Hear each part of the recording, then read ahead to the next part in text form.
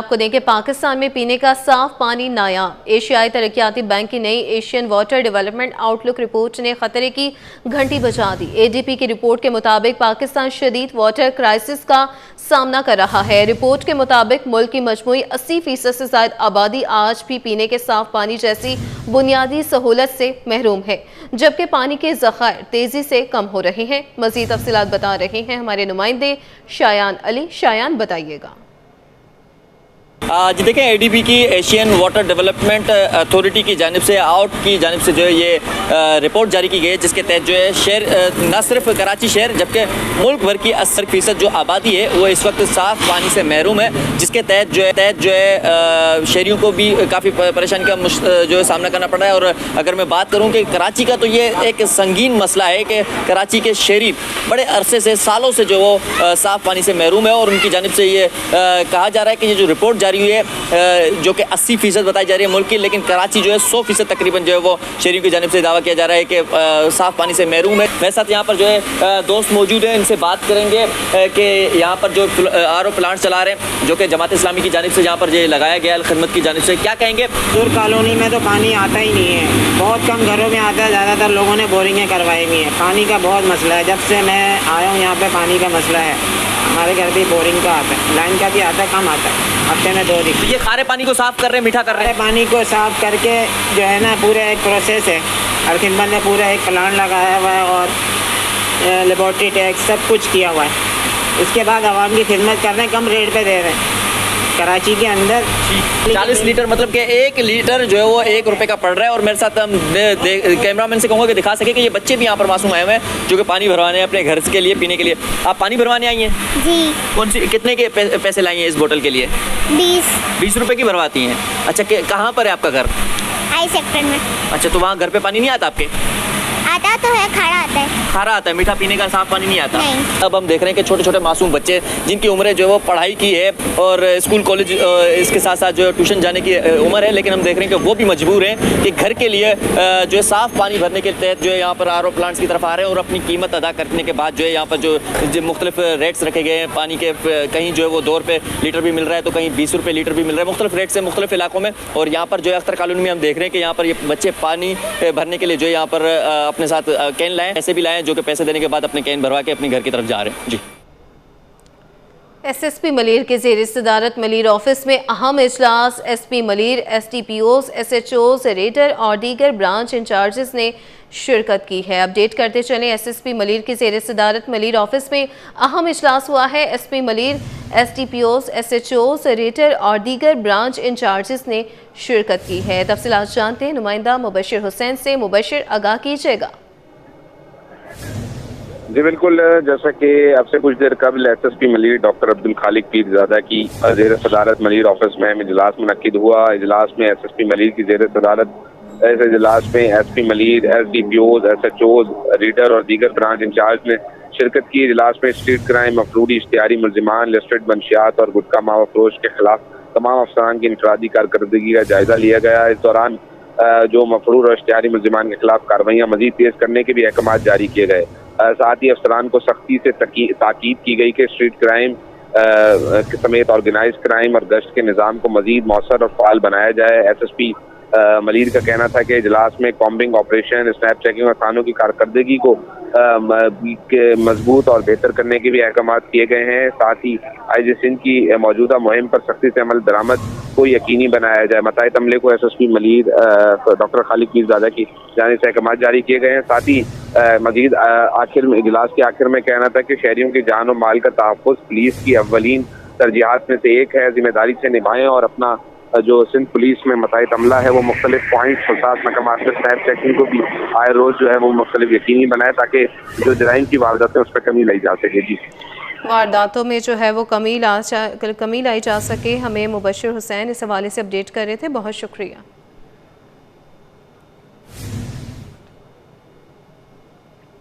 बाराकूडा मशकों का दूसरा रोज इख्तिताम पसीर। आज लैंड फेस में रेस्क्यू मशकों का अमली मुजाहरा किया गया। समंदर में तेल के रसाओं की सूरत में साहिल को महफूज बनाने की मशक भी की गई। बाराकूडा कोर्ट मशक का आखिरी रोज होगा। मजीद जानते नुमाइंदा मोहम्मद खुर्शीद रहमानी से। खुर्शीद, बताइएगा। जी नाज़रीन, पाकिस्तान मेरीटाइम सिक्योरिटी एजेंसी और पाक भेजे की जानिब से जारी 13वीं बाराकोटा मशकों का आज दूसरा रोज़ अख्ताम पजीर हुआ। आज मनोड़ा के साहिल पर जो है वो सर्च एंड रेस्क्यू ऑपरेशन किया गया। इसके अलावा ऑयल स्पिल का जो है वो मुजाहरा किया गया। जिस तरह से अगर जो शैलो वाटर में अगर कोई भी शख्स या शहरी जो है वो अगर डूब जाता है तो उसको अगर वो SOS कॉल करता है, अगर उसको बचाने के लिए सर्च एंड रेस्क्यू ऑपरेशन किया जाता है। इस सर्च एंड रेस्क्यू ऑपरेशन में ATR तैयारे ने, हेलीकॉप्टर ने हिस्सा लिया और जान बचाने का जो अमली मुजाहरा है वो पेश किया। इस हवाले से जो है वो जो साहिल है उस पर जो है वो ऑयल फेंका गया और ऑयल के बाद उसको किस तरह से कंटेन किया जाता है, उसको ऑयल को कंटेन किया गया। माजी में तस्मान स्पिरिट का वाक़या हमारे सामने है, क्योंकि तस्मान स्पिरिट के जो असरात हैं वो अब भी हमारे साहिलों पर मौजूद हैं। इस तरह से पाकिस्तान मेरीटाइम सिक्योरिटी एजेंसी और पाक बहरिया की ये कामयाब मशक है जो इसका आज दूसरा रोज़ अख्ताम पजीर हुआ। इस बाराकोटा की जो 13वीं बाराकोटा का जो दूसरा रोज़ था, इसमें गैर मुल्की मुबसरीन, गैर मुल्की NGO, उसके अलावा 16 ममालिक से ज़्यादा जो है वो 39 ऑब्ज़र्वर इस मशक को देख रहे थे, मुशाहिदा कर रहे थे। इस मशक के जो मेहमान खुसूसी थे DG maritime security agency rear admiral Shahzad Iqbal थे। इसके अलावा DG पोर्ट कासिम और दीगर मेहमान भी मनोड़ा के साहिल पर मौजूद थे। दूसरे रोज़ की जो एक्टिविटीज़ थी वो अख्ताम पजीर हुई। अब जो है वो कल सी फेज़ है। सी फेज़ में भी पाकिस्तान मेरीटाइम सिक्योरिटी एजेंसी और पाक बहरिया की आखिरी रोज़ जो कल होगा उसमें search and rescue operation, oil spilling और दीगर एक्टिविटीज़ का जो है वो मुजाहरा किया जाएगा। जी, ई चालान का 45वां रोज। अब तक 1,25,000 से ज्यादा चालान किए जा चुके हैं, जिसमें निजी गाड़ियां, मोटरसाइकिलों समेत सरकारी और हैवी व्हीकल्स भी शामिल हैं। नो पार्किंग पर भी ई चालान का सिलसिला शुरू हो गया है। इस हवाले से बात करते हैं नुमाइंदा खुसूसी मेराज अख्तर से। मेराज, अपडेट कीजिएगा। कराची में ट्रैफिक पुलिस की जानिब से ई चालानिंग, फेसलेस ई टिकटिंग का सिलसिला जारी है और इस हवाले से जो है वो मॉनिटरिंग की जा रही है। मुख्तलिफ शहरों की ज़्यादा कैमरे लगे हुए हैं और मैं इस वक्त मौजूद हूँ DIG ट्रैफिक ऑफिस में कायम जो मॉनिटरिंग रूम है वहाँ पर।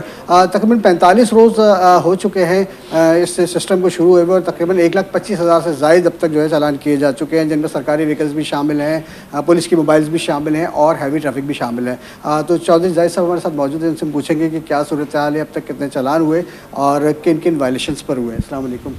जाहिद भाई, बताइएगा कि किन किन वायलेशंस पे चालान हुए हैं और 45 दिन में तकरीबन कितने हो चुके हैं, मेन वायलेशंस क्या रही, डिटेल के साथ बताइएगा प्लीज़। बिल्कुल, 45वां रोज़ है आज। 1,25,000 से ज़्यादा टिकट इशू हो चुके हैं अभी तक, जिसमें सबसे ज़्यादा सीट बेल्ट की वायलेशन डिटेक्ट हुई है और दूसरे नंबर पर हेलमेट का इस्तेमाल न करना मोटरसाइकिल पर।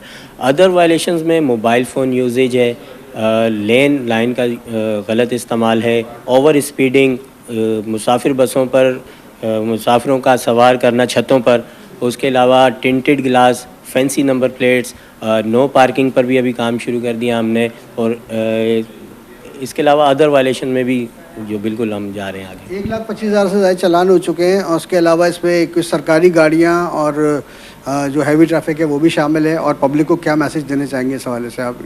जी, पब्लिक के लिए मैसेज है, जैसे कि अभी नो पार्किंग ड्रोन और रोबो कार्स उसके लिए आ रही हैं। पार्किंग का सही होना हकूकुल इबाद में शामिल है। आप किसी ऐसी जगह गाड़ी को पार्क ना करें जिससे किसी दूसरे शख्स को तकलीफ या परेशानी पहुंच सकती है। लाजमी नहीं है कि नो पार्किंग का बोर्ड है तो आपने यहीं गाड़ी नहीं खड़ी करनी। इसके अलावा अदर बहुत सारी ऐसी जगह हैं जहाँ पर आप अपनी गाड़ी पार्क नहीं कर सकते हैं। फुटपाथ पर, किसी बस स्टॉप पर, किसी बिल्डिंग, किसी घर के गेट के सामने, चाहे उस पर ताला लगा हो, सड़क के सीधे हाथ पर, सिंगल येलो लाइन पर आप अपनी गाड़ी को पार्क नहीं कर सकते। इसके अलावा किसी भी राउंड अबाउट चौराहे से 30 फुट के दूर आप जो है अपनी गाड़ी को पार्क करेंगे। रेलवे फाटक से 30 फुट दूर गाड़ी को पार्क करेंगे और ऐसी किसी तंग सड़क पर गाड़ी को पार्क नहीं करेंगे जिससे ट्रैफिक की रवानी मुतासिर होती है। चौधरी जाहिद हमारे साथ मौजूद थे, उन्होंने भी डिटेल से बताया कि 45 दिन में कितने चालान हुए और ज़्यादातर वायलेशन किस चीज़ की थी और साथ में एक अच्छा मशवरा भी दिया आवाम के लिए कि वो पार्किंग पर, क्योंकि अब कार्रवाई शुरू होने वाली है कराची ट्रैफिक पुलिस की जानिब से, ड्रोन कैमरे भी काम करेंगे, रोबोटिक गाड़ियाँ भी काम करेंगी, तो वो बहुत ज़्यादा परेशानी में आएंगे। तो उससे पहले ही वो अपना क़िबला दुरुस्त कर लें और अपनी गाड़ियों को उन मुकर्ररा मुकामात पर पार्क करें जो उनके लिए मखसूस हैं। इसके अलावा अपनी गाड़ी को किसी और गलत जगह पार्क करके जो है उनको जुर्मानों का सामना करना पड़ेगा। जी। नेशनल गेम्स के मुकाबले जारी। स्विमिंग में आर्मी के अहमद दुनानी की गोल्ड मेडल्स की double hattrick. Lieutenant Ahmed Durani ने 4 इनफरादी और 2 टीम इवेंट में तलाई तमगा जीता। अहमद दुरानी की छोटी बहन आयजा दुरानी ने भी गोल्ड मेडल हासिल किया। अहमद दुरानी ने पिछले नेशनल गेम्स में सिंध की नुमाइंदगी की थी। मजीद जानते हैं मोहम्मद हमाद से। हमाद, बताइएगा। नेशनल गेम में जो है स्विमिंग के आज मुकाबले हुए, जिसमें आर्मी के अहमद दुरानी ने गोल्ड मेडल की डबल हैट्रिक मुकम्मल की है और कराची के ये पैदाइशी हैं। और लेफ्टिनेंट अहमद दुरानी ने 4 इनफरादी और 2 टीम इवेंट में तलाई तमगा भी जीता है, जबकि अहमद दुरानी की छोटी बहन आयदा दुरानी ने भी जो है गोल्ड मेडल हासिल किया है। अहमद दुरानी ने पिछले इंटरनेशनल गेम में भी सिंध की नुमाइंदगी की थी और उनका ये कहना है कि ख्वाहिश है मजीद मेडल जीतूं। अहमद दुरानी कहते हैं पाकिस्तान में स्पोर्ट्स इंफ्रास्ट्रक्चर बेहतर करने की बहुत ज़रूरत है, जबकि इसके अलावा सिंध के अली मोहम्मद मीठा ने भी जो 100 मीटर जो है बैक स्ट्रोक में सोने का तमगा जीता है। और अगर बात की जाए अमेरिका से आई हुई हैं बिस्मा खान, जो कि पाकिस्तान आर्मी की नुमाइंदगी कर रही हैं, उन्होंने भी जो है वो मुख्तलिफ कैटेगरीज में 4 गोल्ड मेडल, 1 सिल्वर मेडल और 1 ब्रॉन्ज मेडल हासिल किया है।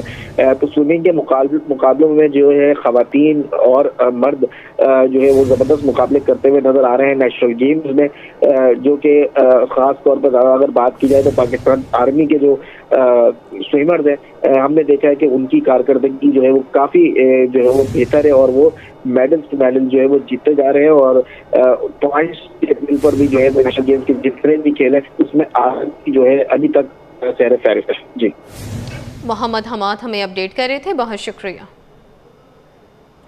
मेयर कराची का वाटर कॉरपोरेशन हेड ऑफिस का दौरा। मेयर कराची ने वाटर कॉरपोरेशन के कॉल सेंटर का भी दौरा किया। शहरियों से शिकायती असाले पर गुफ्तगू हुई। मेयर कराची को कॉल सेंटर इंतजामिया ने मैनहोल, पानी, सीवरेज और शिकायत के असाले पर ब्रीफिंग दी है। इस हवाले से मजीद तफसीलात जानते हैं शुएब मुख्तार से। शुएब, आगाह कीजिएगा।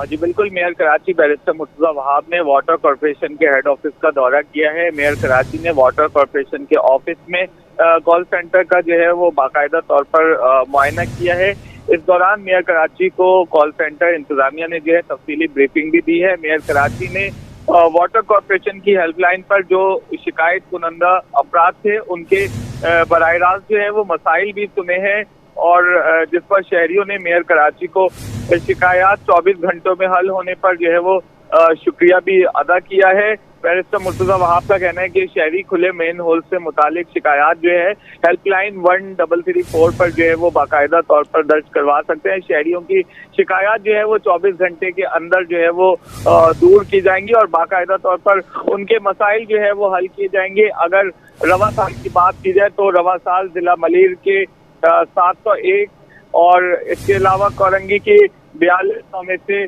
2524 शिकायत जो है वो हल की गई हैं, जबकि जिला शर्की की 7939 में से 7177 शिकायत हल की गई हैं। जिला जुनूबी की 1378 शिकायत में से 1213 शिकायत जो है वो हल की गई हैं, जबकि जिला गरबी की 2170 शिकायत में से 807 शिकायत वाटर कॉरपोरेशन ने हल की हैं। किमाड़ी की 982 शिकायत में से 812 शिकायत जो है वो हल की गई हैं, जबकि जिला वस्ती की 10,927 शिकायत में से 8,038 शिकायत जो है वो हल की गई हैं। रवा साल वाटर कॉरपोरेशन को 27,912 शिकायत जो है वो हेल्पलाइन के जरिए मौसूल हुई थी, जिसमें से 21,060 से जायद शिकायत जो है वो 24 घंटे के अंदर शहरियों की हल की गई है। 75% से जायद शिकायत जो है वो हल हो चुकी हैं, जबकि दीगर शिकायत व बड़े मसले जो है वाटर कॉरपोरेशन की जानिब से हल किए जा रहे हैं। आज मेयर कराची ने वाटर कॉरपोरेशन के हेड ऑफिस का जो है दौरा किया है और बाकायदा तौर पर उनकी जानिब से कॉल सेंटर में जो है वो तफसीली मुआयना भी किया गया है। जी, तफसीली मुआयना भी किया क्या है। शुएब मुख्तार हमें अपडेट कर रहे थे, बहुत शुक्रिया शुएब।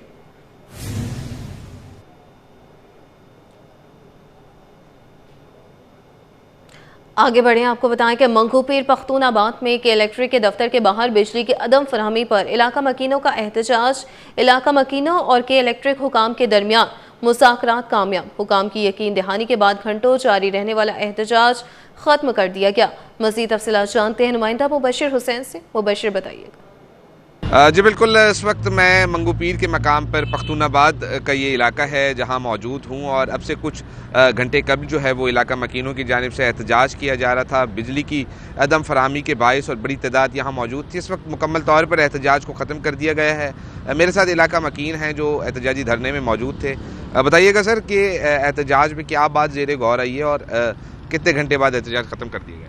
तकरीबन 4-5 घंटे में हम लोगों ने एहतजाज किया और 4-5 घंटे के बाद फिर मुज़ाकरात हो चुका है, फिर उसके बाद हम लोगों ने ख़त्म कर दिया। हमारा बड़े लोग आए तो उन लोगों ने। अच्छा सर, ये बताइएगा कि के इलेक्ट्रिक इंतज़ामिया और आपके माबैन क्या बात हुई है, क्या तय पाई है, क्या वाजबात का हिसाब किताब पे बात हुई है? यार सर, वो बड़े के लोगों ने चाहिए, अब बड़े आया था, हमारा बात हो चुका है। तब लोगों ने वो जमात इस्लामी पार्टी वाले आए थे सारे, मजीद खसखीली साहब, तो उन लोगों ने मुज़ाकरात किया था, फिर हम लोगों ने रोड खोल दिया।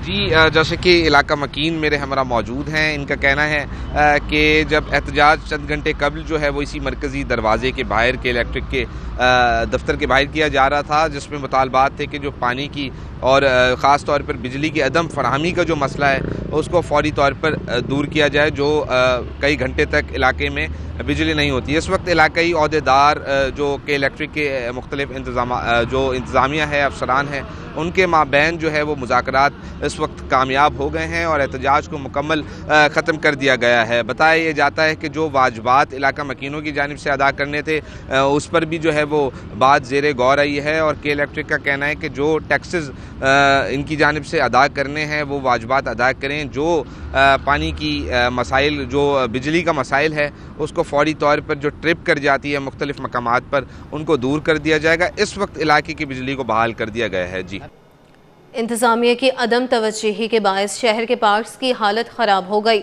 मॉडल कॉलोनी का निश्तर पार्क भी खस्ताहाली का शिकार है। दरख्त तो मौजूद है मगर घास जल गई, बैठने के लिए जगह टूट फूट गई है। शहरियों ने पार्क आना छोड़ दिया है। तफसीलात अक्सर शेख की इस रिपोर्ट में।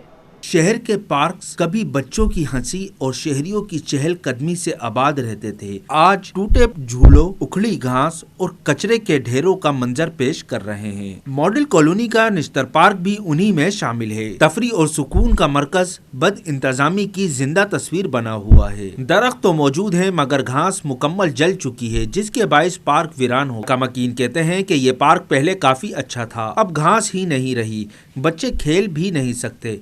हुकूमत को फौरी एक्शन लेना चाहिए। ये काफी टाइम से ऐसे, पहले हम आते थे फैमिली के साथ यहाँ पे तो सफाई वगैरह थी, अभी तो काफी टाइम हो गया, ना सफाई है ना मेंटेनेंस का कोई ख्याल है।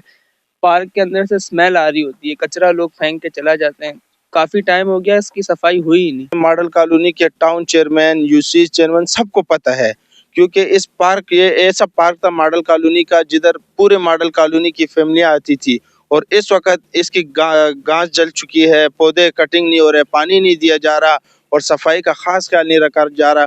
उसकी वजह से आवाम इस पार्क से महरूम हो रही है। बद इंतजामी, सफाई के मसाइल और घास की कमी ने नसर पार्क को तबाहाली के दहाने पर खड़ा कर दिया है। इलाका मकीनों का मुतालबा है कि पार्क की जल्द मरम्मत और बाकायदा देखभाल की जाए। खबर यह है कि माड़ीपुर नाला स्टॉप क्राउन टायर मार्केट के करीब नाले में गिरकर एक शख्स जाँ बहक हो गया। जाँ बहक होने वाले शख्स को छीपा एम्बुलेंस के जरिए अस्पताल मुंतकिल कर दिया गया। मजीद जानते हैं हमारे नुमाइंदे शाहरुख शाह से। शाहरुख, बताइएगा।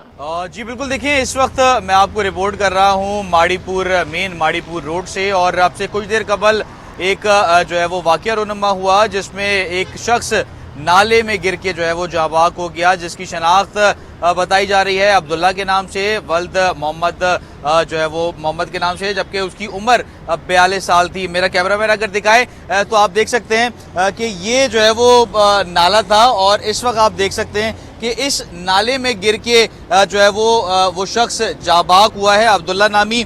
ये नाला माड़ीपुर रोड से पूरा जो सर्विस लेन है ये खुला रहता है इसी तरीके से और आए रोज हादसात का सबब बनता रहता है।